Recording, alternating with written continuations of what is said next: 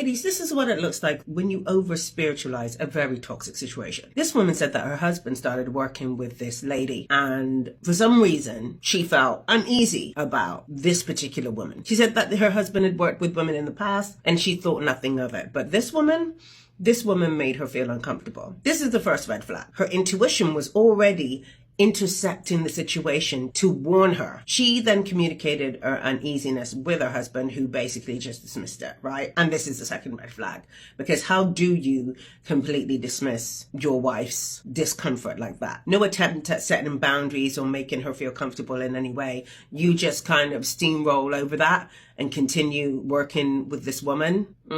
Red flag. Anyway, surprise, surprise, she finds out that the relationship had developed into something. She doesn't actually say what, but she said something. And she said that she fought her husband on this, trying to get him to understand that he was about to open the door to a much greater sin than what he had already committed. This is red flag number 3, because now she's teaching him as though he's stupid, whilst he plays stupid. When he met this woman, he had every intention of taking it exactly where it was, which is why her feelings were dismissed in the first place, because he didn't want to have to do anything about how she felt, because he knew it would get in the way of what he was wanting to do. And this is further confirmed by his unapologetic stance at already doing wrong, because she said she fought him on it, and because he wasn't listening, hence the unapologetic stance, she ended up leaving her home in the middle of the night whilst pregnant. Red flag number 4, because why are you okay with your pregnant wife leaving your safe home in the middle of the night over a situation that you created, that you were very clearly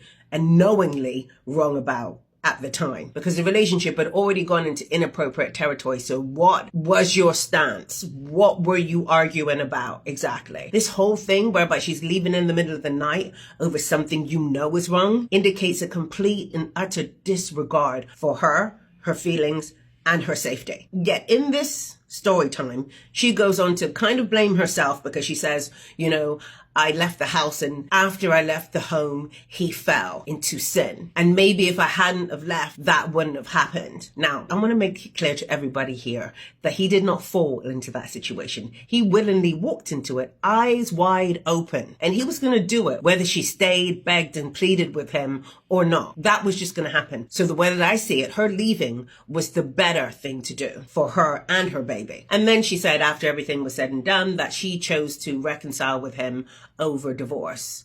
And I'm wondering what the reconciliation could have possibly been. The very fact that he did this indicates the level of toxicity that he is. In fact, he's probably going into narcissistic and abusive territory here, because what he did was extremely emotionally abusive. You see, there are certain things that you cannot come back from, because the very fact that he did that is emotional abuse. But like I said, this is what it looks like when you over-spiritualize a toxic situation. And she doesn't even know that that is what has happened, because A, she treated him like he was just not aware of what he was doing when he clearly was. And B, she spiritualized it. She made it all about him unknowingly falling into sin. The guy very knowingly fell into sin. And this is why so many women who are spiritual end up staying in these toxic, narcissistic, and abusive dynamics. Stay woke. No woman left behind.